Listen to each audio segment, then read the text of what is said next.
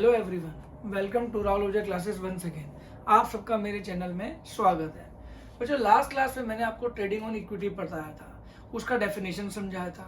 Trading on equity की definition में मैंने आपको ईपीएस के बारे में बताया था, इक्विटी शेयर होल्डर के बारे में बताया था, डेट के बारे में बताया था और लीवर के बारे में बताया था। आज हम उसका प्रैक्टिकल यूजेस करने जा रहे हैं और मैंने आप सबसे वादा किया था कि मैं आपको ये जरूर समझाऊंगा कि क्या नहीं क्यों। तो इस चैप्टर का सबसे इंपॉर्टेंट पार्ट क्यों वाला है। आज हम प्रैक्टिकल एग्जांपल यूज करेंगे, फेवरेबल ट्रेडिंग ऑन इक्विटी सीखेंगे, अनफेवरेबल ट्रेडिंग ऑन इक्विटी सीखेंगे और सबसे इंपॉर्टेंट जो क्लास में आपको कहते हैं ना, एक क्लास का जो सबसे इंपॉर्टेंट पार्ट होगा वो उसकी वेरिफिकेशन होगी, जस्टिफिकेशन होगी कि ऐसा क्यों हो रहा है। तो क्यों तक बने रहिएगा और प्लीज इस क्लास को आगे देखते रहिए। देखिए बच्चों, अगर हम इसको डिवाइड करें तो ट्रेडिंग ऑन इक्विटी आपकी दो हिस्सों में डिवाइड होती है। ठीक है जी, ट्रेडिंग ऑन इक्विटी दो हिस्सों में डिवाइड होती है। इसके लिए मैं एक बार आपसे सजेस्ट करूंगा, अगर आप ये वीडियो देखने लगे हैं तो पहले फर्स्ट सेशन को दोबारा एक बार देख लीजिएगा ताकि आपकी टर्म सारी क्लियर हो जाए, टर्मिनोलॉजी क्लियर होगी तो ये वाला प्रैक्टिकल एग्जांपल समझने में आपको बहुत हेल्प होगी। एक होती है फेवरेबल ट्रेडिंग ऑन इक्विटी, एक होती है unfavourable trading on equity. Favourable trading on equity क्या होता है? जब हम डेट को यूज करते हैं और ईपीएस बढ़ जाता है, अर्निंग पर शेयर बढ़ जाता है, जो इक्विटी शेयर होल्डर को मिलना है वो बढ़ जाता है, जो ओनर को मिलना है वो बढ़ जाता है। यानी लोन की यूजेज से अर्निंग पर शेयर बढ़ जाए तो उसे फेवरेबल ट्रेडिंग ऑन इक्विटी बोलते हैं, और लोन यानी डेट की यूजेज से ईपीएस अर्निंग पर शेयर कम हो जाए तो इसे अनफेवरेबल ट्रेडिंग ऑन इक्विटी बोलते हैं। बेसिकली ट्रेडिंग ऑन इक्विटी का मतलब क्या था कि जब हम डेट की यूजेज को लगातार बढ़ाते हैं और उससे ओनर का यानी इक्विटी शेयर होल्डर का फायदा हो जाए, डेट माने लोन को जब आप अपने कैपिटल स्ट्रक्चर में बढ़ाते हो, उससे अगर हमारी earning per share, equity share holder को जो पर हेड प्रॉफिट मिलता है, अगर वो पर शेयर जो प्रॉफिट मिलता है अगर वो बढ़ जाए तो उससे हम ट्रेडिंग ऑन इक्विटी बोलते हैं। अब बच्चों, सिंपल प्रोसेस है, डेट का बढ़ाने से ईपीएस बढ़ जाएगा। ये कब होगा? ये कब? इसकी सबसे इंपॉर्टेंट कंडीशन है आरओआई, रिटर्न ऑन इन्वेस्टमेंट और return on capital employed is more than cost of debt, KD, यानी कि ब्याज की कॉस्ट, यानी कि इंटरेस्ट की कॉस्ट। डेट माने लोन के लिए जो आप पैसा देते हो, इंटरेस्ट देते हो, that is cost of debt. और डेट और इसकी अनफेवरेबल की कंडीशन क्या होगी? Return on investment is less than cost of debt, यानी कि रिटर्न ऑन कैपिटल एम्प्लॉयड, जो भी आपने पैसा लगाया है। रिटर्न ऑन कैपिटल एम्प्लॉयड का मतलब क्या होता है? जब हम कोई बिजनेस में इन्वेस्ट करते हैं तो हमें कुछ उस पर रिटर्न मिलता है, तो जो पैसा हमने इन्वेस्ट किया उस पर जो रिटर्न मिलता है that is called return on capital employed और रिटर्न ऑन इन्वेस्टमेंट। और कॉस्ट ऑफ डेट यहाँ पे मतलब क्या होता है? जो ब्याज आपको पे ऑफ करना होता है। जब हम किसी से कोई, हर जिंदगी में हर चीज की एक कॉस्ट होती है, तो वैसे जब आपने बैंक से लोन लिया या किसी से भी लोन लिया तो आप उसको उसके बदले कुछ एक्स्ट्रा पैसा देते हो, विच इज कॉल्ड इंटरेस्ट। तो उस परसेंटेज की जो आपकी लोन की जो आपको परसेंटेज पे करनी है, एक्स्ट्रा इंटरेस्ट पे करना है, that is called cost of debt. तो ये हमारा फेवरेबल की कंडीशन है बच्चों। इसी कंडीशन पे ही ट्रेडिंग ऑन इक्विटी चलता है। ये तो सिंपल है कि डेट को बढ़ाना है और डेट को कम करना है, तो सॉरी डेट को बढ़ाना है दोनों केस में, एक ईपीएस बढ़ा देगा, एक ईपीएस कम कर देगा। बट सवाल ये है कि ये कंडीशन दोनों वेरीफाई होनी चाहिए। अभी मैं आपको बच्चों प्रैक्टिकल एग्जांपल से इसको एक्सप्लेन करूंगा और प्रैक्टिकल एग्जांपल के साथ मैं उसको वेरीफाई, जस्टिफाई करके बताऊंगा कि ऐसा क्यों होता है। बच्चों, सारा गेम क्यों का है, मैं आपको बार बार बोल रहा हूं कि हमें ट्रेडिंग ऑन इक्विटी का डेफिनेशन समझ आ गया, अभी प्रैक्टिकल एग्जाम्पल समझ आ जाएगा, जो आपकी टेक्स्ट बुक में इतना ही गिवन है कि हाँ जी हम डेट यूज कर रहे हैं, ईपीएस बढ़ रहा है, हम डेट यूज कर रहे हैं, ईपीएस कम हो रहा है। बट मायने क्या रखता है? ईपीएस क्यों बढ़ रहा है और ईपीएस क्यों कम हो रहा है। तो मैं हमेशा बोलता हूँ focus on why not on what. जब ये प्रैक्टिकल एग्जांपल करा दूंगा तो प्लीज उस वाई को वेरीफाई जरूर होते हुए देखिएगा। चलिए अब हम करते हैं पहले इस ट्रेडिंग ऑन इक्विटी के प्रैक्टिकल एग्जांपल, जो लास्ट क्लास में मैंने सिर्फ आपको थ्योरी की फॉर्म में कराए थे। अब हम इसकी प्रैक्टिकल अप्रोच से इसको समझने की कोशिश करेंगे, और अगर आपको नहीं समझ आता इन केस तो आप फिर भी कमेंट सेक्शन में मुझे बताइएगा आपको क्या डाउट है, मैं उसको क्लियर करने की पूरी कोशिश करूंगा। चलिए अब इसके लिए हम एक सिनारियो बना लेते हैं। ठीक है जी, सिनारियो 1 क्या? केस 1, जिसे हम केस 1 बोलेंगे। फैक्ट्स ऑफ द क्वेश्चन, तो उसमें हम क्या एक्सप्लेन कर रहे हैं, favourable trading on equity. Favourable trading on equity के अंदर हम क्या एक्सप्लेन करने लगे हैं बच्चों, ध्यान से। पहली condition, return on capital employed is more than return on investment. Favourable trading on equity में हम क्या करेंगे, डेट को बढ़ाएंगे और ईपीएस बढ़ेगा। डेट माने, मैं बार बार बोलता हूँ, डेट माने लोन। लोन को बढ़ाने से इक्विटी शेयर होल्डर का जो पर शेयर इनकम है, प्रॉफिट है, वो बढ़ जाएगा। तो ये फेवरेबल ट्रेडिंग ऑन इक्विटी की बेसिक कंसेप्ट है और ये उसकी कंडीशन है। Very important condition, return on capital employed is more than return on return on capital employed is more than cost of debt. I repeat, return on capital employed is more than cost of debt. इसे हम return on investment भी बोलते हैं। तो ये please याद रखिएगा, this is the main condition. और अगर आप इसको प्रैक्टिकली प्रूफ कर दो ना, तो आपको वाकई में ट्रेडिंग ऑन इक्विटी आता है कि ये ऐसी कंडीशन जब लगती है जिसकी वजह से ऐसा क्या होता है कि रिटर्न बढ़ रहा है, यही आपका ट्रेडिंग ऑन इक्विटी है। पर पहले इसको हम एग्जांपल से समझने की कोशिश करते हैं कि ईपीएस डेट के बढ़ने से बढ़ कैसे रही है। ठीक है, तो इसको जरा ध्यान से समझिएगा। इसके लिए फैक्ट्स ऑफ द क्वेश्चन ले लेते हैं कि मान, देखो पहली बात तो बिजनेस चलता है कैपिटल से। ठीक है जी, अब कैपिटल दो तरीके की होती है, कैपिटल एम्प्लॉयड दो तरीके की होती है। एक जो ओनर खुद लगाता है जिसे हम ओनर फंड बोलते हैं, एक जो लोन लिया जाता है यानी कि बोरोड फंड। ठीक है जी, अगर देखा जाए इसका एक टेक्निकल फाइनेंशियल मैनेजमेंट की टर्म्स में नाम क्या है, ओनर फंड को हम क्या बोलते हैं, इक्विटी, क्योंकि ओनर हमेशा जो पैसा लगाता है उसे इक्विटी बोलते हैं। और जो बोरोड फंड है उसे हम क्या बोलते हैं बच्चों, उसे हम डेट बोलते हैं। डेट माने लोन। तो बेसिकली कैपिटल एम्प्लॉयड दो चीजों से बनती है। अब यहाँ पे इसी कंडीशन को हम यूज करते हुए एग्जांपल बनाएंगे कि हम दो एग्जांपल लेंगे, एक केस के अंदर दो सिनेरियो लेंगे कि एक फर्म है जिसके पास कैपिटल एम्प्लॉयड कितनी है, 10 लाख रुपए। 1 2 3 4 5 6, 10 लाख रुपए। पहला केस क्या बनाएंगे कि हम जीरो डेट, केस 1 हमारा क्या है बच्चों, जीरो डेट, यानी कि लोन जो है वो हमारा बेसिकली बिल्कुल जीरो है, हम इसमें लोन लेंगे ही नहीं, जीरो लोन है, पॉइंट टू बी नोटेड। और इसमें एक अर्निंग पर शेयर निकालेंगे।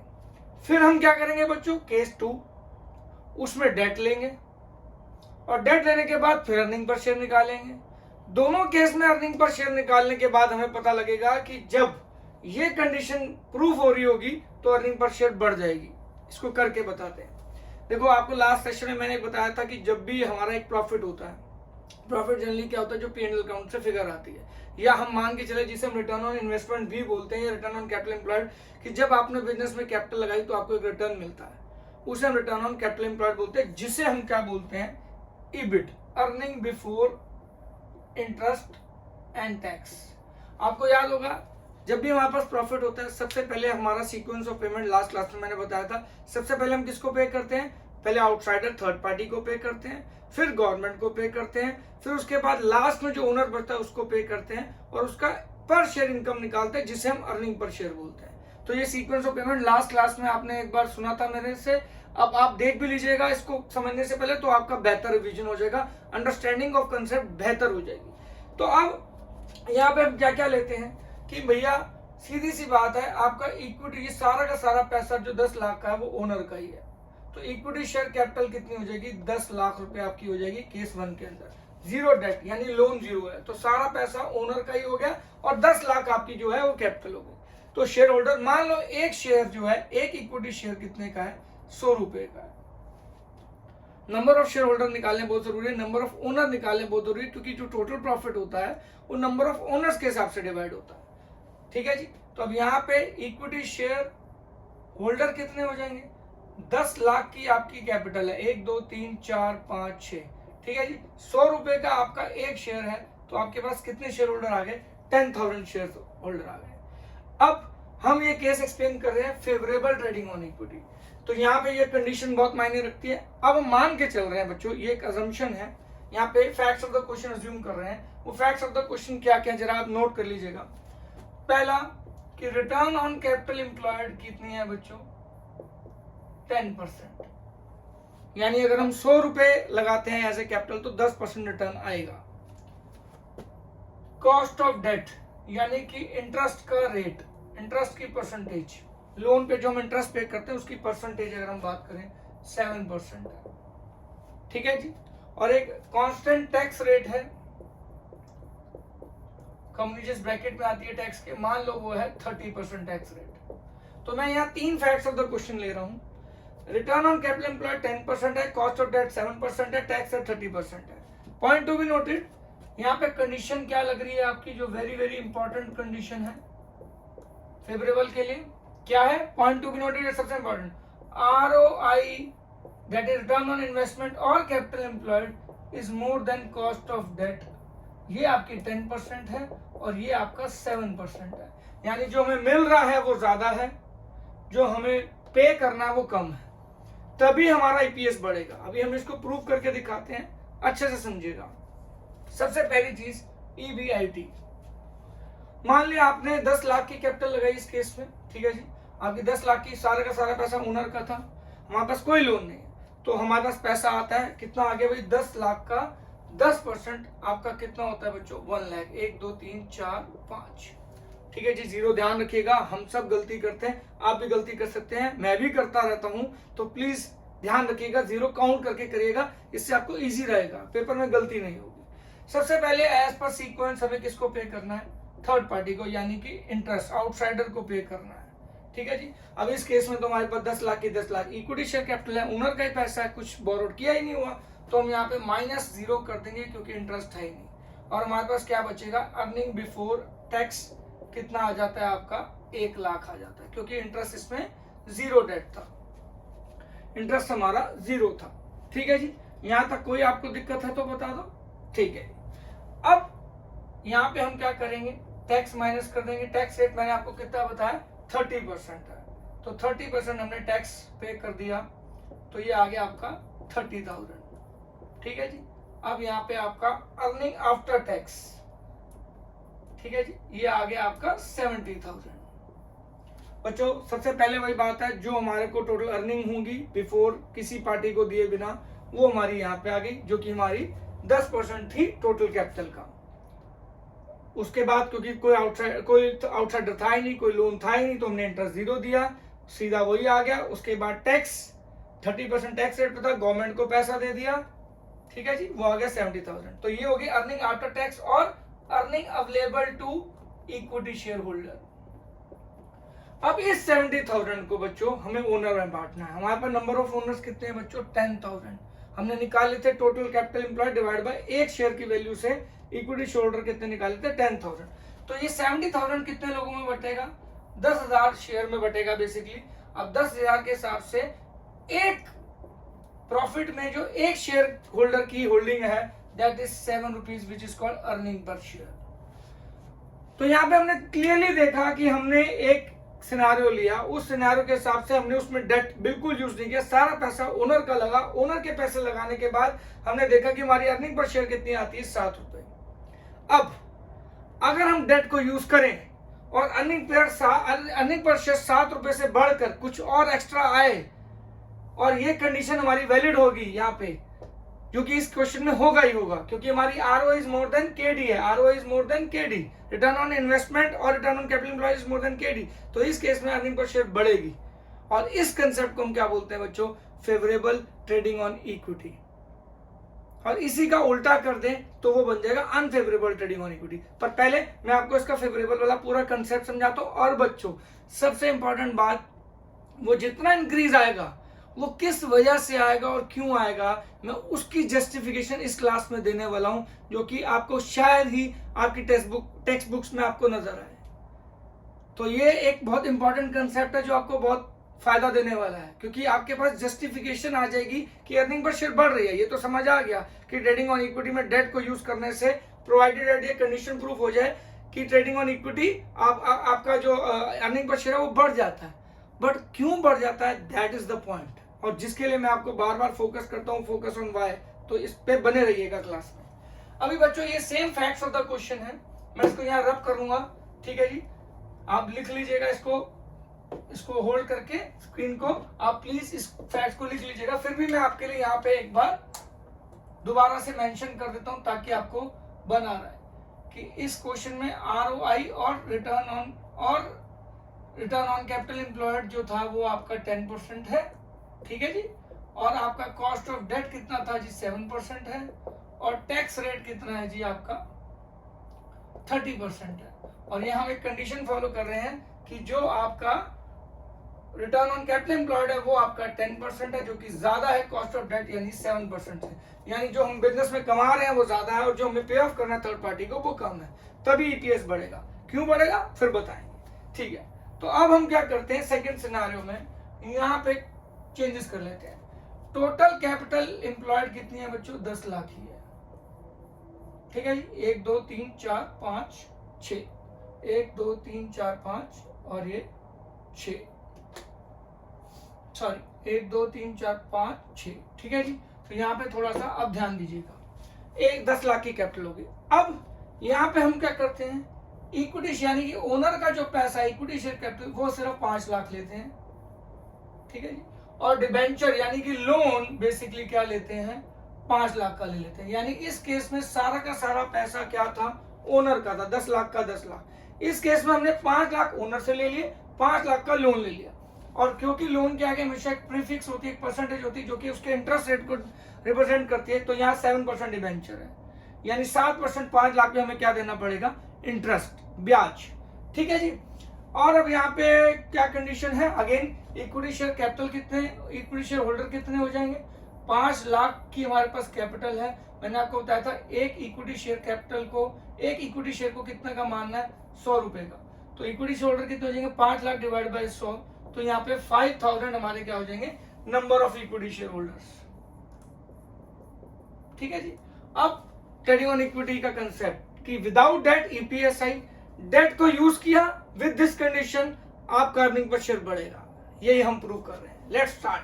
चलिए अब यहाँ पे ईबीआईटी कितना है बच्चों, अगेन 10 लाख की कैपिटल है, ROC he that means return on investment तो 10% ही लेना है, ठीक है जी।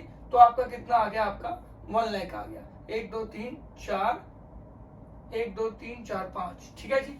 अब हम क्या करेंगे बच्चों, इसमें से इंटरेस्ट लेस करेंगे इस बार, क्योंकि इंटरेस्ट हमें पे करना पड़ेगा। इस बार हमारे पास डेट है, 5 लाख का डेट है, 7% हमने इंटरेस्ट रेट ले रखा है, कॉस्ट ऑफ डेट हमारी 7% है।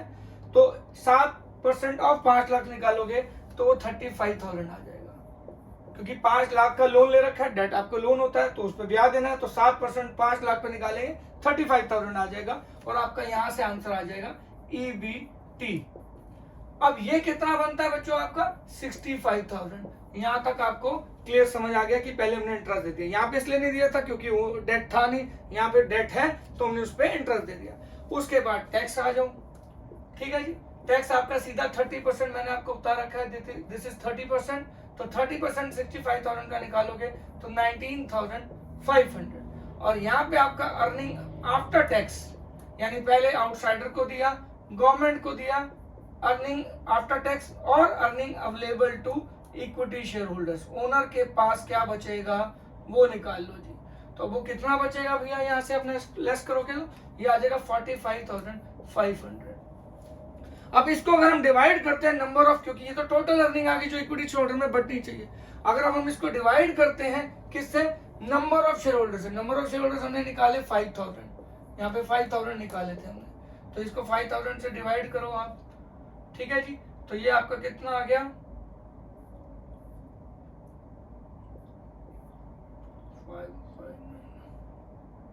5 9 45, ठीक है जी। और ये आ गया 9.1, ये आपका आ गया 9.1। अब आप यहाँ क्लियरली देख सकते हैं बच्चों, पॉइंट टू बी नोटेड, आप क्लियरली देख सकते हैं बच्चों क्या कि डेट को यूज करके प्रोवाइडेड दैट आरओसीई यानी कि रिटर्न ऑन इन्वेस्टमेंट आपकी केडी से ज्यादा हो तो अर्निंग पर शेयर 7 थी विदाउट डेट, अब कितनी होगी 9.1। तो this rise in earning per share किसकी वजह से, यूजेज ऑफ डेट की वजह से, is known as favourable trading on equity. और ये हुआ क्यों, क्योंकि ROI is more than cost of debt. This is called as favorable trading on equity. अगर आप यहाँ डेट की परसेंटेज और डेट का अमाउंट और बढ़ा दोगे, से 5 लाख से 7 लाख कर दो, 7 लाख से 8 लाख कर दो, आप देखिएगा जब तक ये कंडीशन वैलिड होगी अर्निंग पर शेयर जो है वो बढ़ती रहेगी। 7 से 9.1, 9.1 से और ज्यादा, फिर और ज्यादा, जैसे जैसे डेट कंपोनेंट होगा, पर प्रोवाइडेड डेट ये कंडीशन होनी चाहिए। आई होप आप सबको एक पार्ट समझ आ गया होगा फेवरेबल ट्रेडिंग ऑन इक्विटी का, बट कैच यहां तक नहीं है। पहले तो इतना समझना भी अपने आप में एक टास्क है, बट यहां से इसकी जस्टिफिकेशन बहुत मायने रखती है बच्चों, और वो मैं आप समझाने जा रहा हूं। प्लीज ध्यान बनाइएगा वाई। अब मैं वाई पे फोकस करूंगा, प्लीज इस पे ध्यान दीजिएगा। तो वाई वाला पार्ट अगर आप इसको उतारना चाहते हो तो स्क्रीन होल्ड करके आप लिख लीजिएगा फटाफट, ताकि आपको एग्जाम्पल समझ आ जाए। उसके बाद अब मेरे पास टाइम कम है, क्योंकि हमारे पास एक लिमिट होती है टाइम ड्यूरेशन की, तो मैं अब इसको रेज करके फटाफट आपको इसकी जस्टिफिकेशन पढ़ाने जा रहा हूं।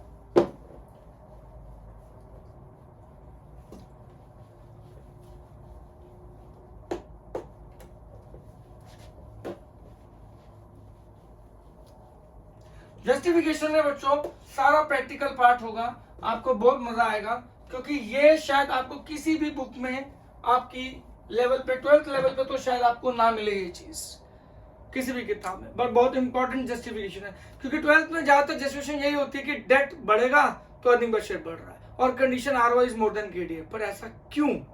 अर्निंग पर शेयर बढ़ी तो क्यों बढ़ी? तो हम यहां देखते हैं, विदाउट डेट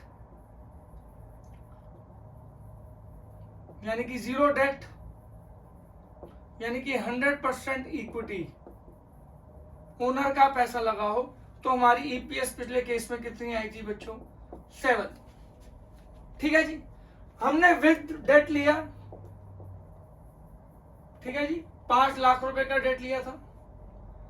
उसके बाद 5 लाख का डेट था और 5 लाख की इक्विटी थी 10 लाख में से। ठीक है जी। तो अर्निंग पर शेयर कितनी आ रही थी आपकी? 9.1। यानी कि डेट कंपोनेंट के बढ़ते ही अर्निंग पर शेयर बढ़ गई।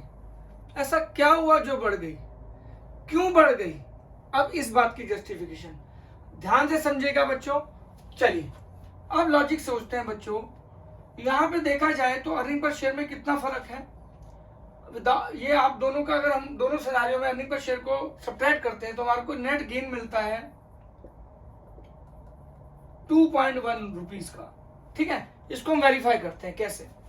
मान लो बच्चों हमने डेट कितने का लिया था? 5 लाख का लिया था। इस केस में 10 लाख की आपकी कैपिटल एम्प्लॉयड थी, आपको याद होगा पिछले एग्जांपल में 10 लाख की कैपिटल एम्प्लॉयड थी। तो इस केस में तो जीरो डेट था, इस केस में 5 लाख का डेट था। ठीक है जी, 1 2 3 4 5। और हमारी कंडीशन क्या थी? जो सबसे इंपॉर्टेंट फेवरेबल की कंडीशन है, क्या जी? ROI is more than cost of debt. ये 10% हुआ करती थी और ये 7% थी। तो डिबेंचर हमने 5 लाख रुपए के लगाए, ओनर ने लोन लिया, उससे हमने कमाया कितना? रिटर्न ऑन कैपिटल एम्प्लॉयड उस पैसे पे हमारा कितना था बच्चों? 10% था। ठीक है जी। और हमने उस पर पे कितना किया? Cost of debt 7%। तो 5 लाख रुपए का 10% निकालो तो हमने कमाया कितना? 50,000। ठीक है जी। और हमने पे कितना किया होगा डिबेंचर को? लोन 5 लाख का 7%, 35,000। यानी जो भी पैसा हमने लोन लिया उस पैसे पे कमाया 50,000, उस पैसे से पे किया 35,000। तो इस पैसे से नेट गेन कितना हो गया बच्चों? ये हो गया 15,000। ठीक है जी। अब अल्टीमेटली ये 15,000 एक्स्ट्रा प्रॉफिट है। ये किसको मिलेगा बच्चों? शेयर होल्डर को मिलेगा। But obviously profit belongs to share holder. ब्याज तो दे दिया, पर ये तो बिफोर टैक्स है। 15,000 में हम क्या दे देंगे? 30% हम क्या दे देंगे? इसमें टैक्स चला जाएगा। ठीक है जी। 30% तो टैक्स जाएगा, क्योंकि ओनर का प्रॉफिट है तो टैक्स बचा जाएगा। तो 15,000 का 30% निकाले तो ये आ गया 4,500। इस 4,500 को माइनस कर दे तो नेट गेन जो इक्विटी शेयर होल्डर को मिलना चाहिए डेट की वजह से, डेट में हमने दिया 35,000, मिला 50,000, नेट गेन 15,000, 30% टैक्स चला गया। उसके बाद नेक्स्ट आ गया आपका final balance 10,500 net gain. Net gain because of debt आपको आ गया 10,500, क्योंकि डेट को लीवर की तरह यूज किया जा रहा है। वो लीवरेज यही तो है कि डेट को यूज करने के लिए हम पे कम कर रहे हैं, उस पर कमा ज्यादा रहे हैं, और आफ्टर टैक्स कमाने के बाद हमने देखा कि हम 10,500 कमा रहे हैं। और ये किसमें बढ़ेगा? Number of equity share holder में। और इस केस में हमारे number of equity share holder अगर आपको याद हो तो कितने थे? 5,000। और अगर हम इसको 5,000 से डिवाइड कर दें तो ये कितना बनेगा आपका? 2.1। ये बनेगा आपका 2.1, और इन दोनों का डिफरेंस देखा जाए तो वो क्या है? 2.1। तो ये इसलिए ही हो पाया बच्चों क्योंकि ROI is more than KD। जो पैसा हमने बाहर से उठाया उस पर कमा ज्यादा रहे थे, दे कम रहे थे, तो जो सरप्लस बचा आफ्टर टैक्स उसका बेनिफिट किसको मिलेगा? ओनर को मिलेगा। तो ओनर की अर्निंग अपलिफ्ट हो गई, ओनर की अर्निंग अपलिफ्ट हो गई 2.1 रुपीज से। और इसी कंसेप्ट को हम क्या बोलते हैं बच्चों? फेवरेबल ट्रेडिंग ऑन इक्विटी, जिसकी कंडीशन क्या है? ROI should be more than cost of debt. I hope आपको ये फेवरेबल ट्रेडिंग ऑन इक्विटी बहुत बढ़िया तरीके से समझ आया होगा। ये बहुत ही बढ़िया कंसेप्ट है जिसकी ये एक्चुअल डेरिवेशन है, ये जस्टिफिकेशन है एक्चुअली कि ऐसा क्या हुआ कि डेट के बढ़ने से आपकी अर्निंग पर शेयर बढ़ रही है। ये तो हर कोई बता देगा, टेक्स्ट बुक में भी लिखा है, बट ये पार्ट नहीं बताते आपको कि भाई जो पैसा आपने डेट में लिया आप उसमें कमा ज्यादा रहे हो और पे कम कर रहे हो, तो उसको पे करने के बाद आपको एक्स्ट्रा प्रॉफिट बच जाता है, और वो अल्टीमेटली ओनर को ही मिलता है, जिसकी वजह से आपकी अर्निंग पर शेयर बढ़ती है। और इस कंसेप्ट को हम क्या बोलते हैं? Favourable trading on equity. I hope आपको ये बहुत अच्छा लगा होगा और आपको हेल्प भी बहुत करेगा, क्योंकि मैंने बोला था व्हाट नहीं वाई पे जोर देना है, ये है वाई बच्चों। अब हम इसी के साथ शुरू करेंगे आपका next unfavourable trading on equity. तो बच्चों अनफेवरेबल ट्रेडिंग ऑन इक्विटी बिल्कुल इसी की तरह है, इसमें और कोई चेंजेस नहीं करने हैं, सिर्फ हमें क्या करना है? कंडीशन को बदल देना है, facts of the question same रखिएगा। मैं आपको करके दिखाता हूं, बहुत जल्दी हो जाएगा ये पार्ट, क्योंकि अगर आपको वो आ गया है फेवरेबल आ गया तो अनफेवरेबल जल्दी समझ आ जाएगा। उसमें बस एक कैच होगा उसकी जस्टिफिकेशन में, वो बहुत मायने रखती है। खैर, अनफेवरेबल ट्रेडिंग ऑन इक्विटी को हम कैसे डिवाइड करेंगे बच्चों? इसके लिए पहली बात को अगेन ROI इज या ROCE is less than cost of debt. तो ये हमने ले लिया 10%, सॉरी अब कम लेना है तो इसको हम ले लेते हैं 5% और इसको ले लेते हैं 7%। यानी जो भी हम डिवेंचर लोन लेके पैसा लेंगे बैंक से या किसी से भी डिवेंचर की फॉर्म में, तो उसमें ब्याज हमें ज्यादा पे करना है और जो हमें मिलेगा वो कम है। बच्चों यार debenture is like a bank loan, is like loan from public, है वो लोन ही। तो घबराइए ना का, जहां भी मैं वर्ड डिवेंचर यूज कर रहा हूँ वो कॉस्ट ऑफ डेट को रिप्रेजेंट कर रहा है, ठीक है। तो 5% हमारा क्या रिटर्न ऑन इन्वेस्टमेंट, 7% ये है। फैक्ट्स वही है, टोटल कैपिटल एम्प्लॉयड कितनी लेनी है? 10 लाख लेनी है, ठीक है जी। अगेन केस 1 बिल्कुल सिंपल है, केस 1 में जीरो डेट, लोन बिल्कुल जीरो ले लेते हैं, ठीक है जी। अब हमारे पास लोन नहीं है जी, बिल्कुल पॉइंट टू बी नोटेड, हमारे पास लोन जो है वो बिल्कुल जीरो है, ओके जी। अब हम क्या करते हैं, आगे चलते हैं।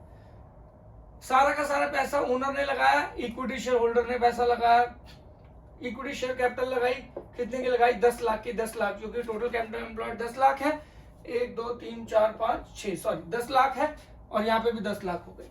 तो आपके number of equity share holder कितने हो जाएंगे बच्चों?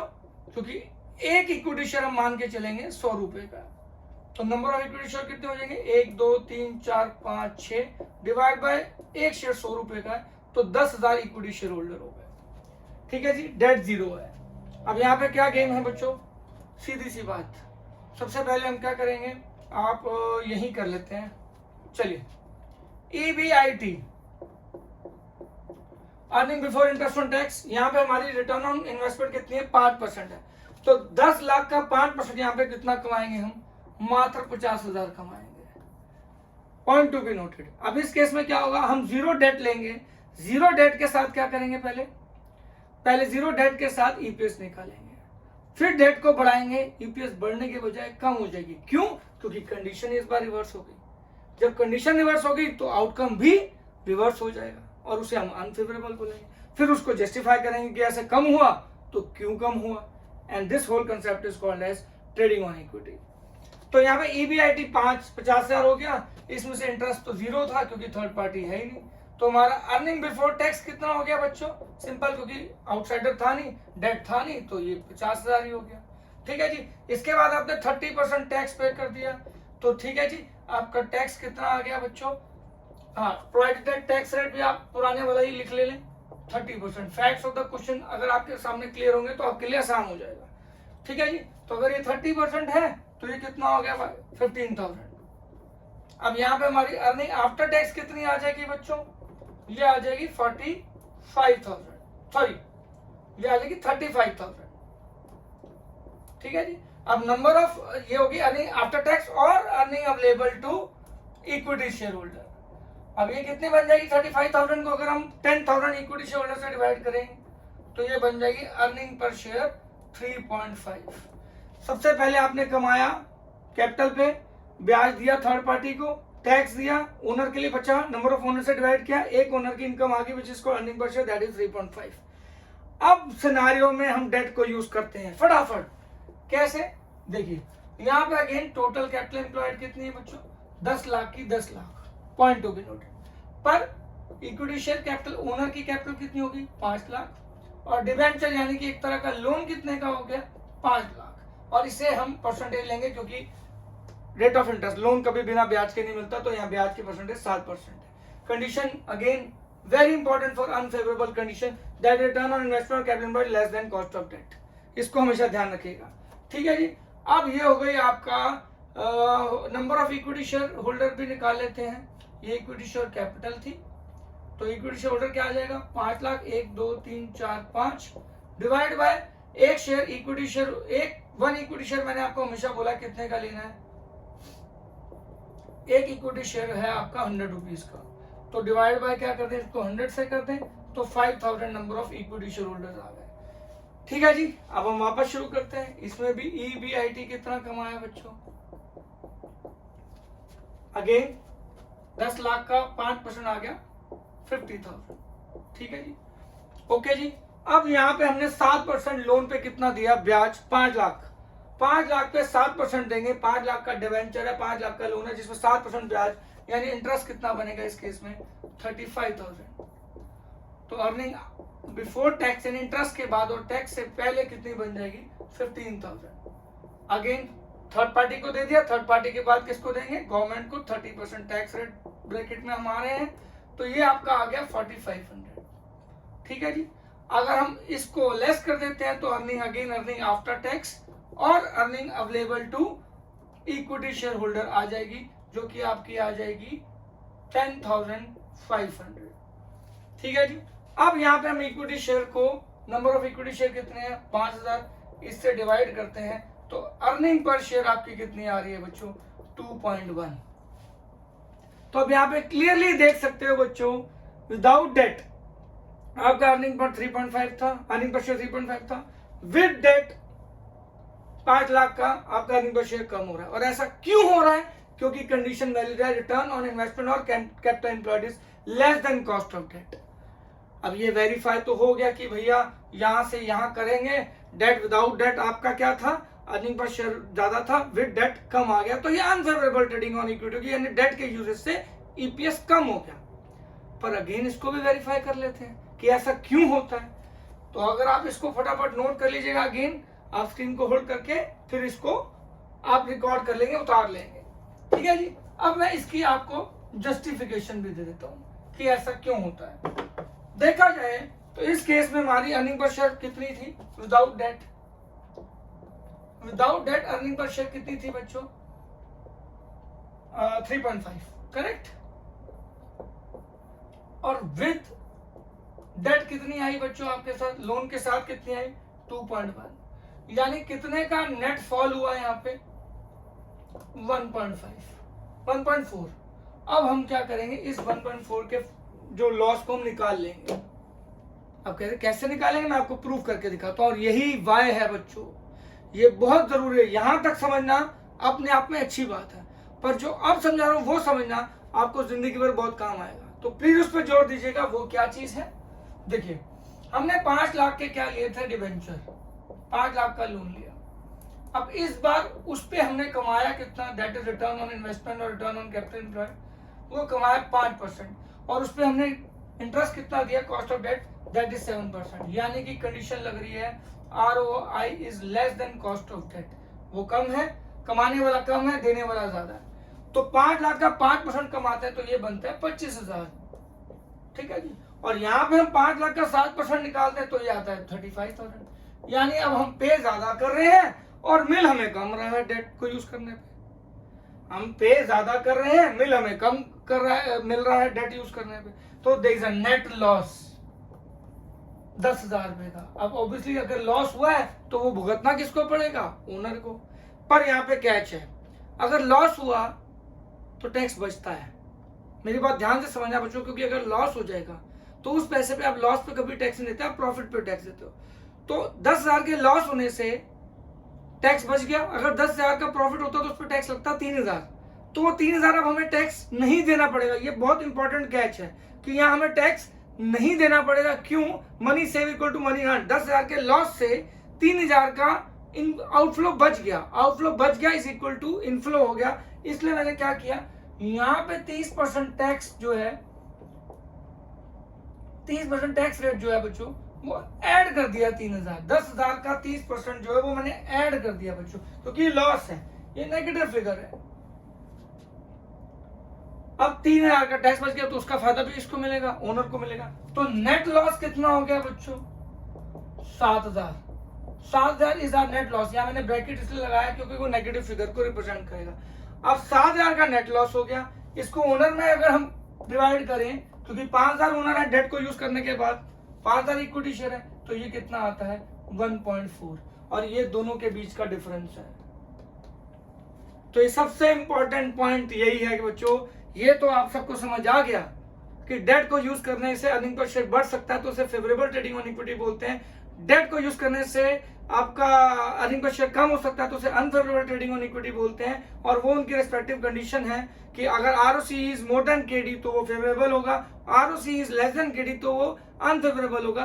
पर दिस इज द जस्टिफिकेशन कि वो बढ़ेगा क्यों और बढ़ेगा कम क्यों होगा। तो always focus on this Y वाला पार्ट।